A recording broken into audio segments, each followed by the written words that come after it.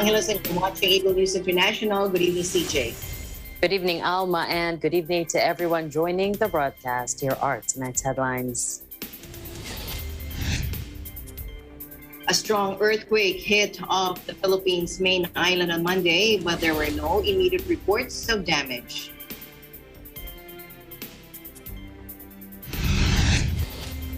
A strong earthquake struck the Greek island of Crete early Monday, killing a man who was working in a church that collapsed and injuring 9 others.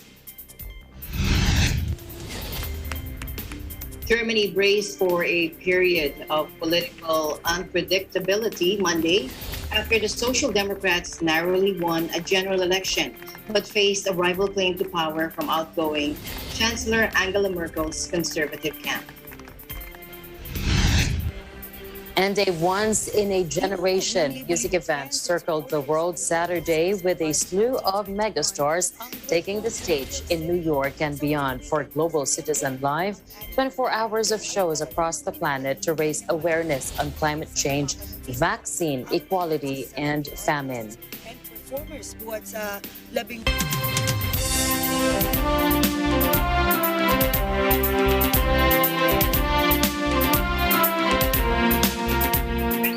Earthquake hit off the Philippines' main island on Monday, but there were no immediate reports of damage, according to the U.S. Geological Survey and local officials. The deep 5.7 magnitude quake struck off Batangas province on Luzon Island at 1:12 in the morning, with residents in the nearby capital of Manila woken by their buildings shaking. The quake was reported at a depth of 98 kilometers or 60 miles. According to the USGS, the local seismological agency meantime warned of damage and aftershocks. Deep quakes tend to do less damage than shallow tremors. But authorities near the epicenter said they had not received any reports of damage. Leonardo Tristan, a disaster officer in the town of Occidental Mindoro Island, said the force of the quake sent some residents rushing outside. The Philippines is regularly rocked by quakes due to its location on the Pacific Ring of Fire, an arc of intense seismic activity that stretches from Japan through Southeast Asia and across the Pacific Basin. A strong earthquake struck the Greek island of Crete early Monday, killing a man who was working in a church that collapsed and injuring 9 others, that according to the Civil Protection Agency. The quake, measuring magnitude of 5.8, according to the National Observatory of Athens, struck at 6:17 GMT, 23 kilometers or 14 miles from Heraklion, the capital of Greece's largest island. The man died in the farming town of Arkalochori, which was particularly badly hit, said Spiros Georgiou, spokesman for the Civil Protection Agency. He said 9 people were slightly injured. Greece is located on a number of fault lines and is sporadically hit by earthquakes.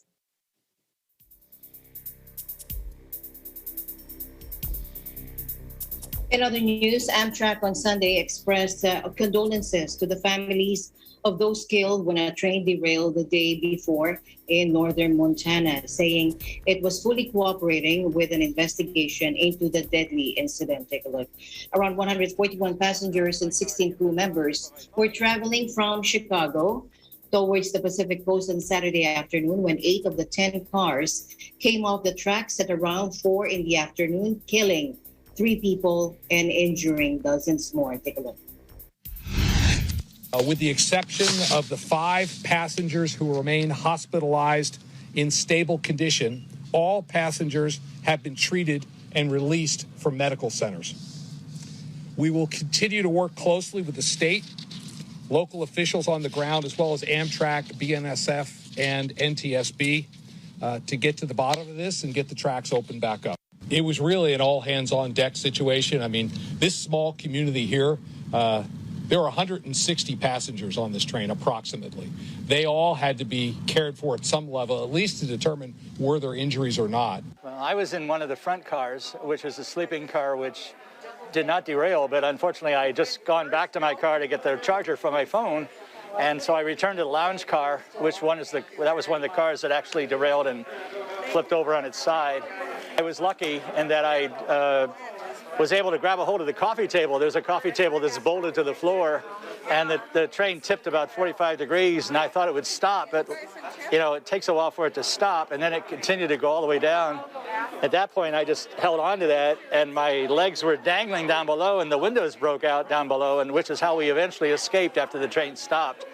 But I hate to think what would have happened if I hadn't been able to hold on to my table. I was laying down in my compartment on a bed, so luckily I just tumbled, just in the room. I heard a loud bang, and then the car tipped. I was able to pop my window out and climb out and then help other people up, and then we sat until we got some ladders and we got people down.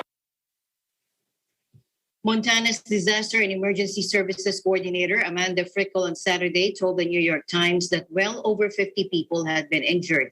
She said teams of rescuers were at the scene and multiple hospitals as well as medical helicopters were on standby. The U.S. rail network suffers from chronic underfunding and fatal accidents sometimes occur. In 2018, 2 people died in South Carolina when an Amtrak train traveling on the wrong tracks collided with a stationary freight train in a crash later blamed on safety oversights. A Canary Islands volcano that has been erupting for over a week fell silent Monday as coastal residents were confined over toxic gas fears when the lava hits the sea. La Cumbre Vieja, which straddles a southern ridge in La Palma in the Atlantic archipelago, erupted on the 19th of this month, spewing out rivers of lava which have slowly crept towards the sea. But on Monday morning, there was no lava and ash emerging, with the week-long rumble of the eruption fading to silence, that according to an AFP correspondent at the scene.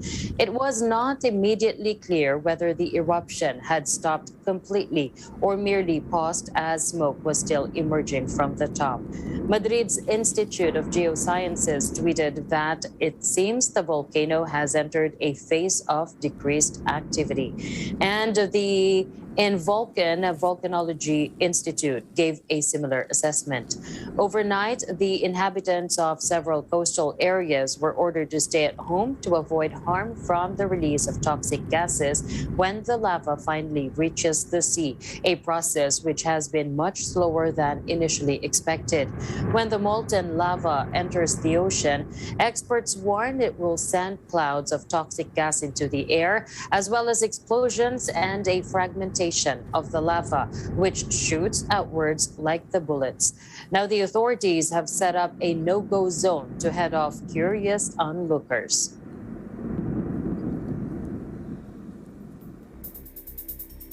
Meanwhile, Guatemala's Fuego volcano on Friday has quieted down after a 32-hour-long eruption, according to authorities. Now, the volcano, located some 35 kilometers or 22 miles southwest of the capital, Guatemala City, began spewing lava and ash high into the sky last Thursday. No damages or injuries have been reported, and Emilio Barilla, spokesman for the National Volcanology Institute, told journalists that ash eruptions eased and lava emissions stopped on Friday. Fuego, 3.7 kilometers or 12,240 feet high, is one of 3 active volcanoes in Guatemala. Though some areas on its eastern flank saw a bit of ash fall, there were no evacuations, according to the official. The current activity is the strongest since June 2018, when Fuego unleashed a torrent of mud and ash that wiped the village of San Miguel Los Lotes from the map, according to Barillas. Now, the trough of Typhoon Minduli is elevating the risk for flooding and rain-induced landslides in the eastern seaboards of Visayas, southern Luzon, and Region 3 or Central Luzon here in the Philippines. Pagasa said heavy rainfall is possible at times in the eastern part of the country this week due to the trough. Among the susceptible areas are low-lying and poorly drained locations where water may accumulate, stretches along the near water stretches along and near waterways that can overflow, as well as mountain slopes that may erode. According to Pagasa, Mindule may enter PAR, or the Philippine Area of Responsibility, on Tuesday, September 28, and assume the local name Lani, but will likely exit the following day. It is unlikely for Mindul to either draw close to the Philippine landmass or even landfall, as Pagasa expects this typhoon to eventually turn northeastwards while moving away from the country. Meanwhile, 2 fishermen were reported dead after a cyclone packing strong winds and rains barreled into India's east coast late on Sunday, forcing the evacuation of more than 200,000 people in 3 states to shelters. The Indian Express said 3 fishermen swam to shore. 2 others died and a 6th person from the vessel were still missing. Cyclones are a regular menace in the northern Indian Ocean, but many scientists say they're becoming more frequent and severe as climate change warms sea temperatures. Cyclone Gulab made landfall between the coastal towns of Odisha and Andhra Pradesh just after 6 p.m. local time, bearing gusts of up to 95 kilometers per hour, according to the state-run India Meteorological Department. In other news, the town of Greenville, California, was completely burned to the ground almost 2 months ago when the Dixie Fire tore through the area. Buildings lay in ruins, cars sit scorched, and trees stand charred after what the governor called a climate-induced wildfire. Climate change amplifies droughts, creating ideal conditions for wildfires to spread out of control and inflict unprecedented material and environmental damage. Watch this.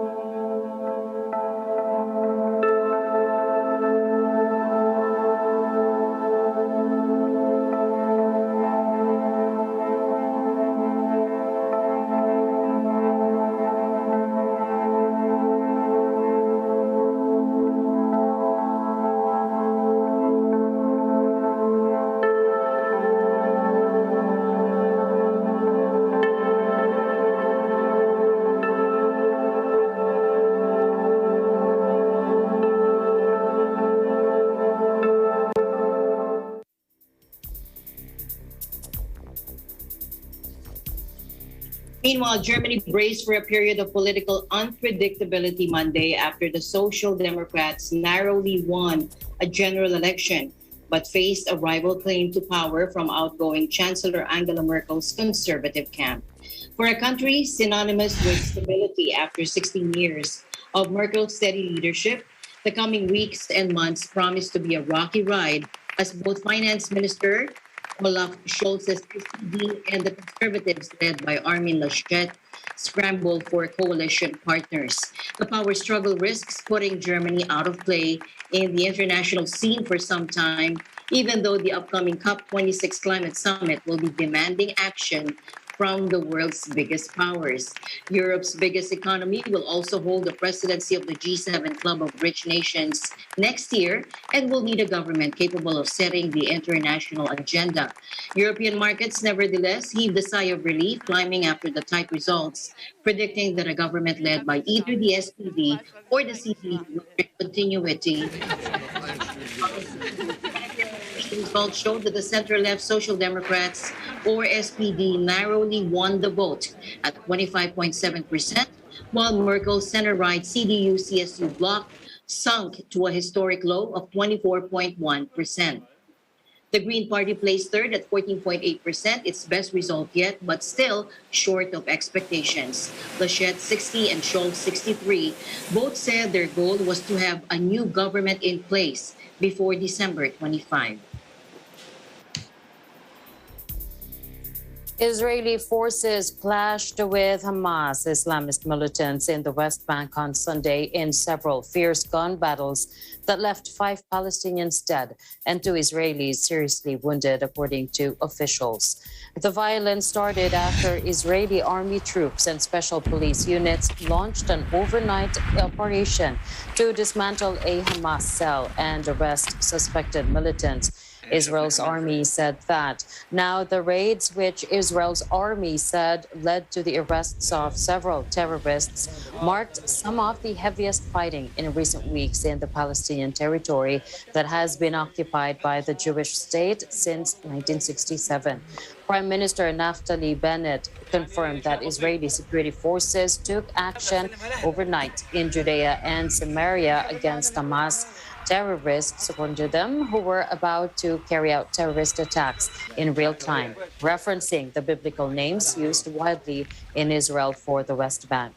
Now, Bennett, who was en route to New York to address the United Nations General Assembly, said the troops had acted as expected of them, suggesting that the use of deadly force was justified.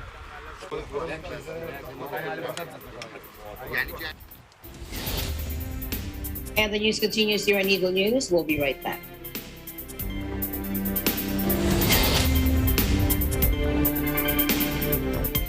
This portion is brought to you by North Luzon Express Terminal.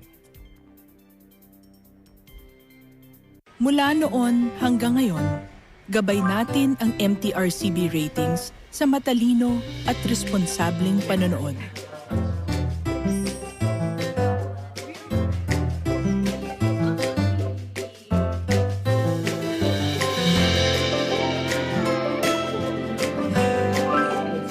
Sa tamang pagsunod sa MTRCB ratings, ginagawa nating ligtas at makabuluhan ang panonood ng bawat miyembro ng pamilyang Pilipino.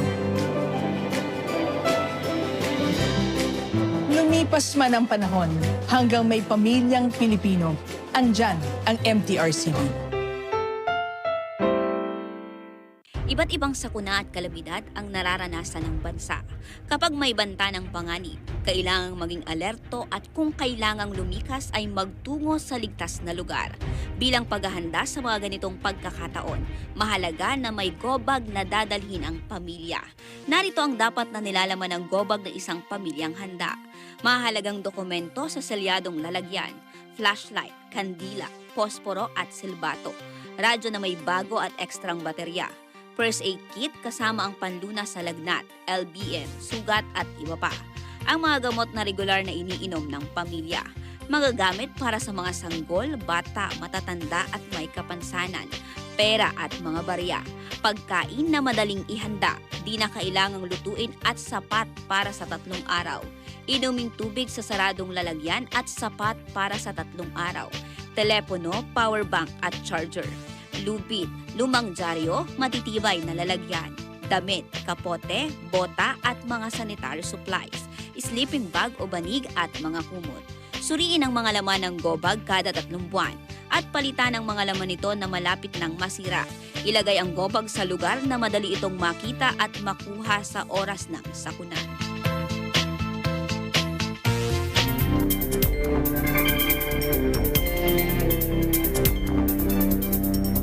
Welcome back. Vaccinated Sydney residents will finally emerge from a lengthy COVID lockdown by mid-October. That, according to Australian officials today, outlining a 3-stage blueprint for freedom as case numbers fell in the city. Take a look. To announce the 3 stages where New South Wales will reopen, we've already provided the roadmap for 70% double dose, and I can say quite confidently that we envisage 11th of October will be the day that we'll be able to adhere to that roadmap. So we envisage that the 70% double dose will happen around on the 11th of October is when all that will kick in. And 80% will happen about a fortnight after that. But we ask everybody obviously to stay tuned so we can confirm those details. At 80%, you'll be able to go anywhere freely in New South Wales. You'll be able to stand up and have a drink at a pub. You'll be able to do, obviously consider international travel. and other things at that number. Now, the third stage of reopening will happen on the 1st of December. That is at least 4 or 5 weeks after we hit the 80% double dose. We envisage we'll have at least 90% of our adult population vaccinated by then. On the 1st of December is when unvaccinated people will be able to participate in particular events, and that's when the 2 square metre rule kicks in as well. So businesses will have the 4 square metre rule in place until the 1st of December, and there's a range of other things that kick in on that date. Deputy Premier John Barilaro said the blueprint for freedom would allow travel across New South Wales under its second stage once 80% of over 16s are fully vaccinated, which is likely by the end of October. Restrictions on guest numbers at funerals and weddings would be lifted at the same time, while sporting fixtures would also be permitted to resume. However, unvaccinated adults will need to wait until at least December 1 to enjoy the same eased restrictions under the roadmap's third stage, when it's predicted that around 90% of the eligible population will be vaccinated. Back here in the Philippines, Octa research said while the daily number of new COVID-19 cases is going down, Metro Manila remains under a high-risk level of infection. Take a look. 11 days since the start of the alert level system, and we are seeing already the effects of the alert level system, and we have not seen a spike in cases. The NCR is still considered high risk, although there are 5 LGs that in our criteria were considered moderate risk, pero NCR as a whole is hopefully continue to decline. Once we get it down to 2,000 cases per day, our trends should be fairly, it should be such that hospitals will start to see a decrease in occupancy. Now, meanwhile, NDF Chief Implementer and Vaccine Czar Carlito Galvez Jr. said while daily vaccination rates this month were ranging from 400,000 to 500,000, the government would be refocusing on the vaccination drive once COVID-19 inpatient start to decrease.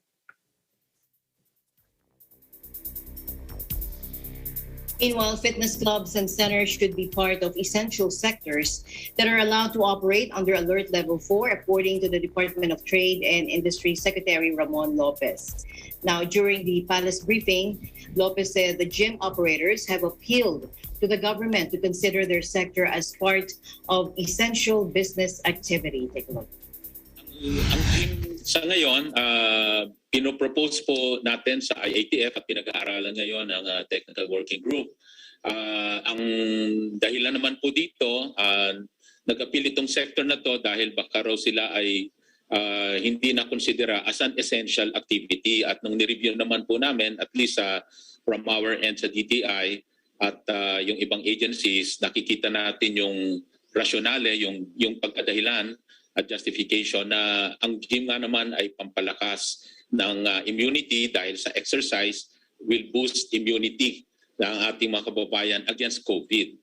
Tulad ng pag-encourage natin sa outdoor exercise, naniniwala po kami dahil sa mga testimonya rin ng mga ibang tuloy-tuloy na nag-exercise na talagang tumataas ang kanilang immunity level based on mga indicators, mga test nila.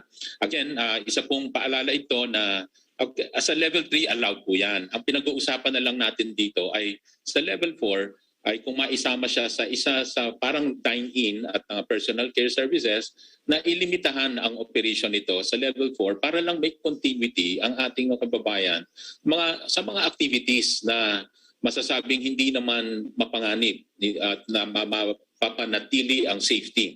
For example, kung ilimit ang indoor capacity nito sa gym sa level 4, i-allow lang yung maybe 20%, tulad ng pinopost natin last week, i-allow lang ang fully vaccinated para lamang dito sa level 4 na indoor activity ng gym.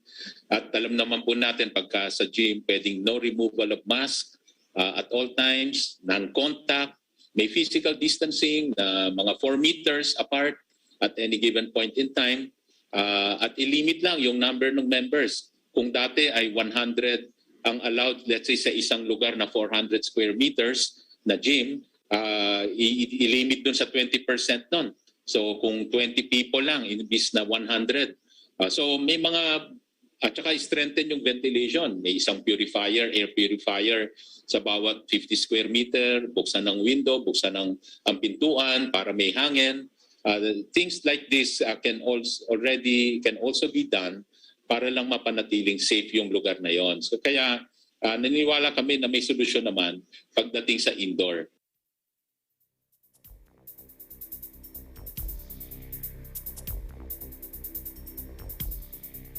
The Department of Health in the Philippines saw more 20,755 new confirmed COVID-19 cases yesterday, Sunday.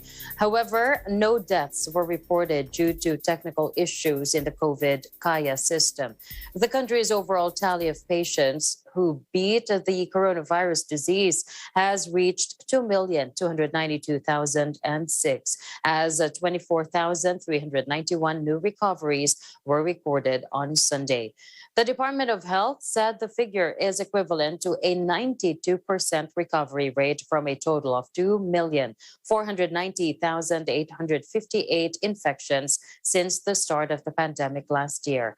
Of the active cases, 81.1% are mild, 13.4% are asymptomatic, 1.6% are severe, and 3.18% are moderate, and 0.7% are in critical condition. The death toll remained at 37,405, or 1.50% of total cases. In other news, the Royal Navy said a British warship was sailing through the Taiwan Strait today, a move that challenges Beijing's claim to the sensitive waterway and marks a rare voyage by a non-U.S. military vessel. Take a look.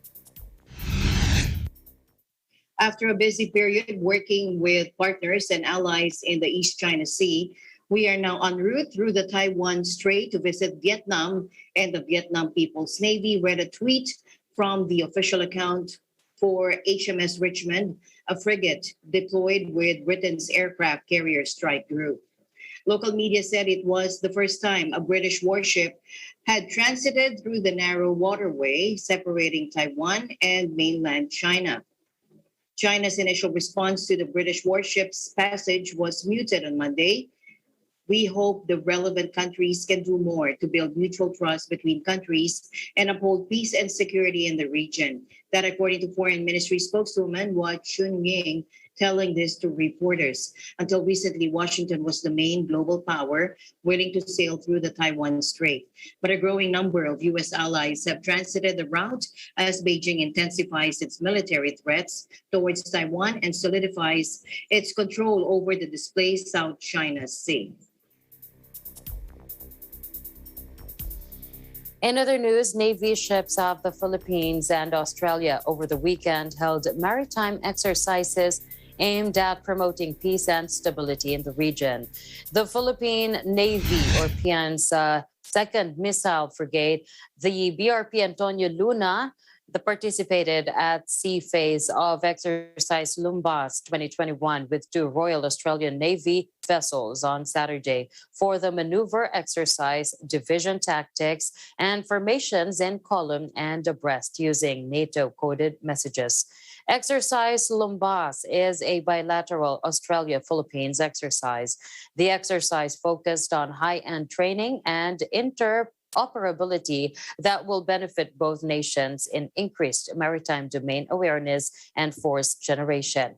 After the series of maneuvers at sea, the 2 ran ships along with tanker HMAS Sirius docked in Manila for a 3-day visit, which is part of Indo-Pacific Endeavour 2021.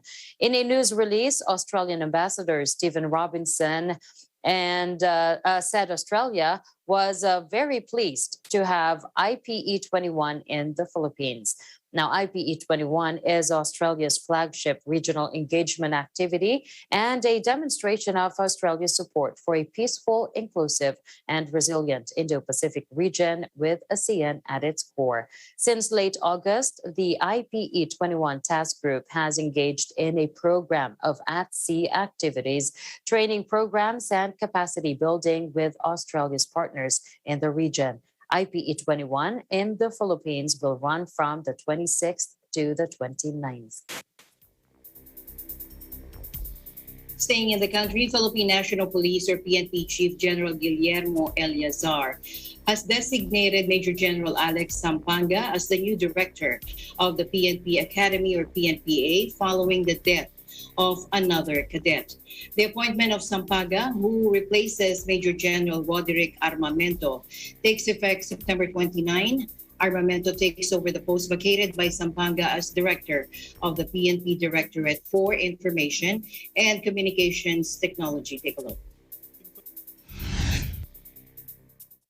As part of the review of rules and regulations and academic policies and aggressive reforms I ordered for the Academy, I already approved the designation of Police Major General Alexander Sampaga as the new director of Philippine National Police Academy effective September 29, 2021.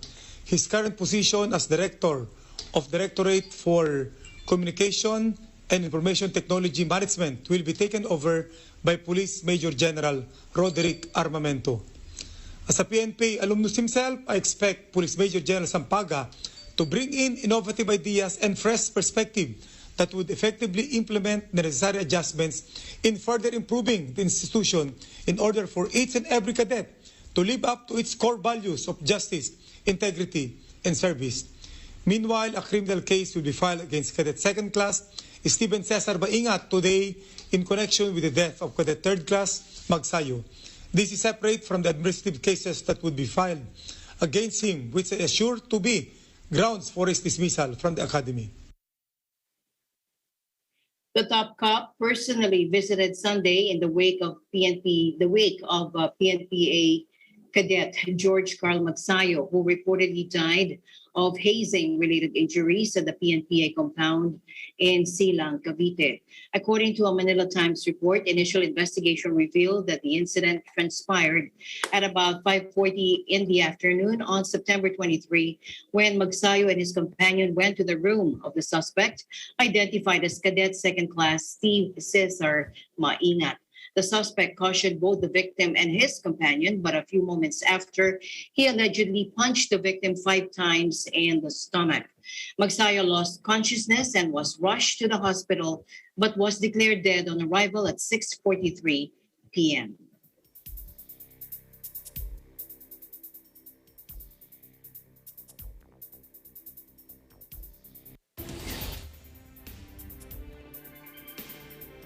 Eagle News will be back with more stories. Please don't go away.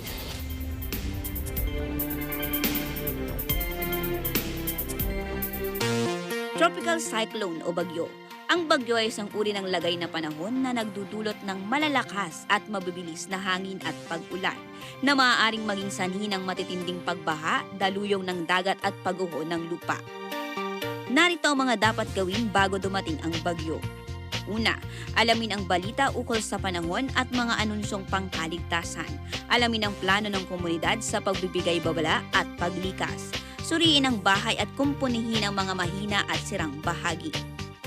Ihanda ang gobag na naglalaman ng mga pangangailangan ng pamilya. Ilikas ang mga alagang hayop sa ligtas na lugar. Kapag inabisuhan ang kinauukulan, mabilis na lumikas sa itinakdang evacuation center. Narito naman ang mga dapat gawin habang may bagyo. Una, maging mahinahon. Manatili sa loob ng bahay o evacuation center at makinig sa pinakabagong balita at taya ng panahon. Patayin ang main switch ng kuryente at valve ng tubig. Gumamit ng flashlight o emergency lamp. Maging maingat sa paggamit ng kandila o gasera. Umiwas sa mga salaming bintana. Ito naman ang dapat gawin pagkatapos ng bagyo. Hintayin ang abiso ng kinauukulan na ligtas ng bumalik sa tahanan. Umiwas sa mga natumbang puno, nasirang gusali at linya ng kuryente. Huwag gumala upang hindi maabala ang mga emergency services. Siguraduhing walang basa o nakababad na outlet o kagamitan bago buksan ang linya ng kuryente. Itapon ang mga naipong tubig sa lata, paso at gulong upang hindi pamahayan ng lamok.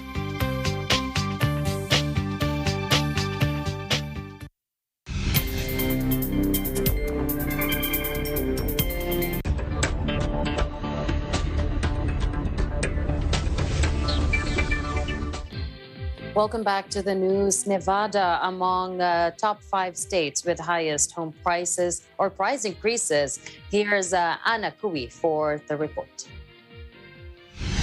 Across the U.S., home prices increased 18% year over year, according to the recently released CoreLogic Home Price Insights report.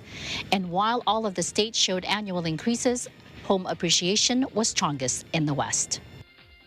Nevada is among the top 5 states that had an increase in home prices with over 22% year over year.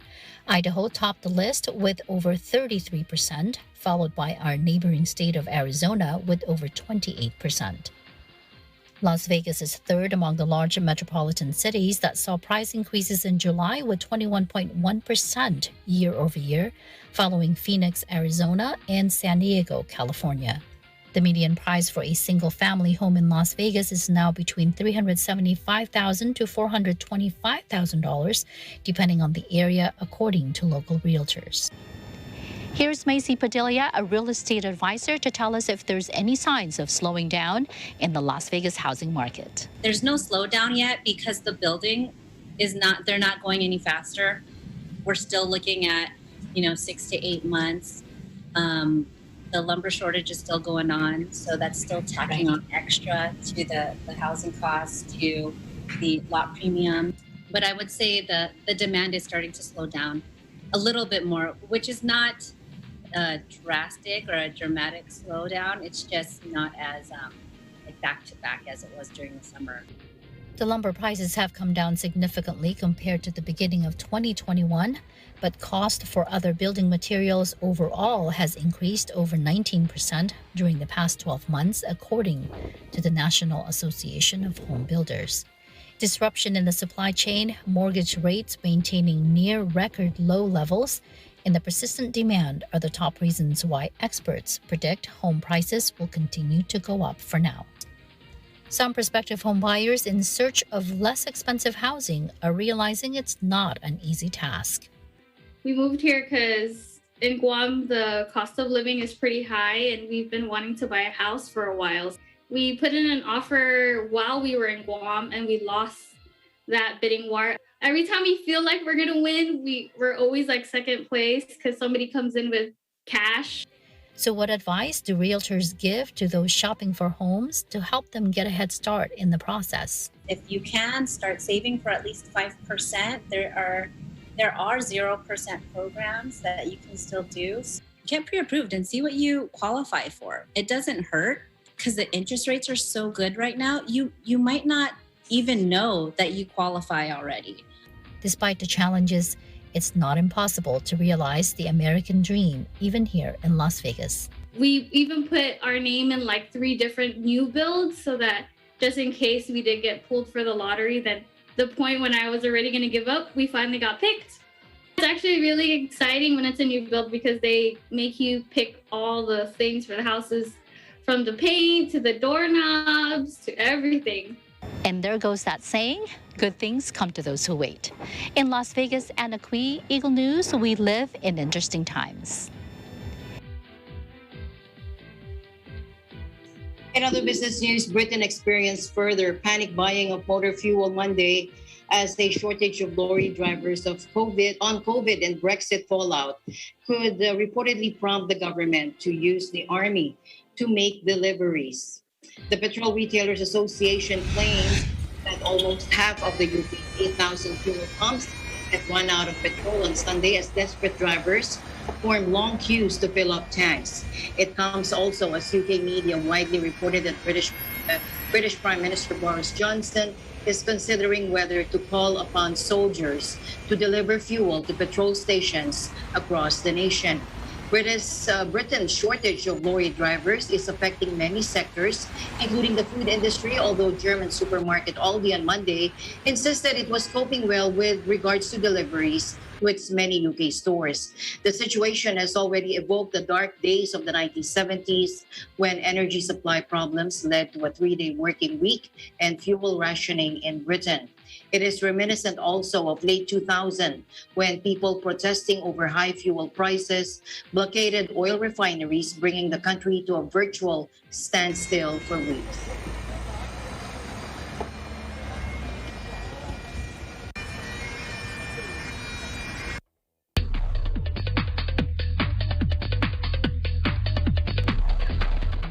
A once-in-a-generation music event circled the world Saturday with a slew of megastars taking the stage in New York and beyond for Global Citizen Live. 24 hours of shows across the planet to raise awareness on climate change, vaccine equality, and famine. Here's El Aguilar at the scene in New York City. Watch this.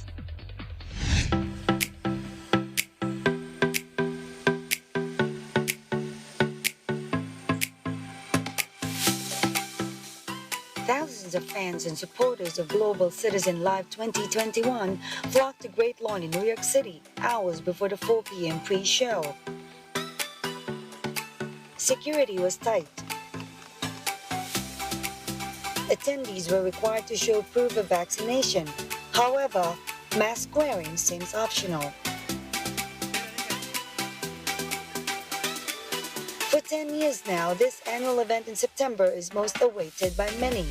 More than 70 artists and performers from 15 cities and 6 continents performed in this once-in-a-generation 24-hour global live broadcast.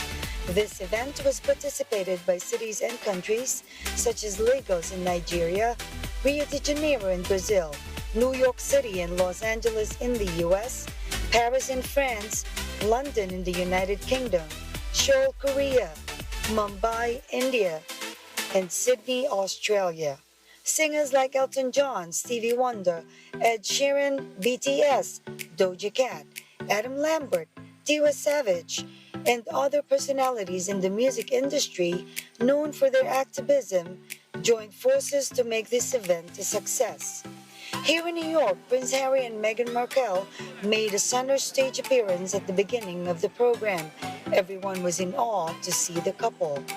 As the program continues, the audience sang and danced to the tune of their favorite singers. Very popular among the younger generation and millennials are Billie Eilish, Lizzo, Shawn Mendes, and Havana singer Camila Cabello. It was amazing. I'm visiting here and in my country things are still closed, so it's amazing to have like an open concert here. Yeah. Yeah. What was your favorite part? Mine was Lizzo. Yeah? I love her so much. And also with Coldplay. Yeah, I think Coldplay was the best and Billie Eilish really like it. And I love J-Lo, but yeah. Okay, everyone.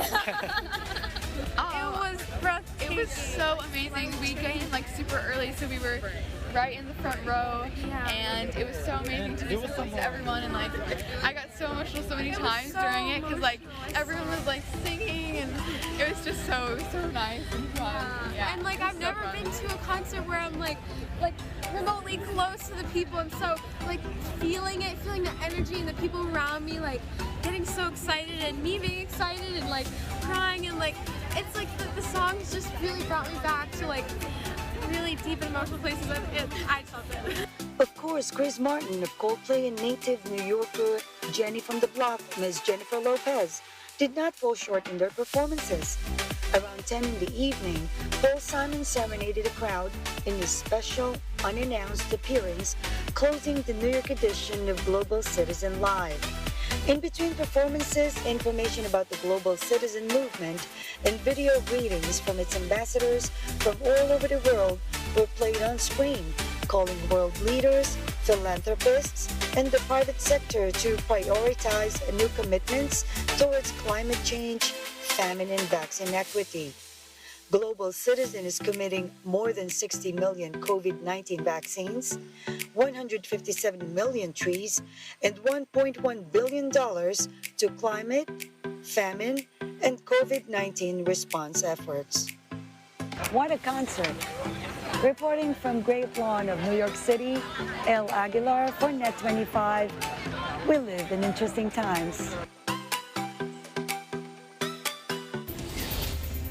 Thank you, Al. And that's it for tonight's broadcast. Thank you so much for joining us. I am CJ Hero. Good night, everyone. See you tomorrow. And at the end of the day, there remains so much more to be grateful for. We'll see you back tomorrow. I'm Alma Angeles and we live in interesting times.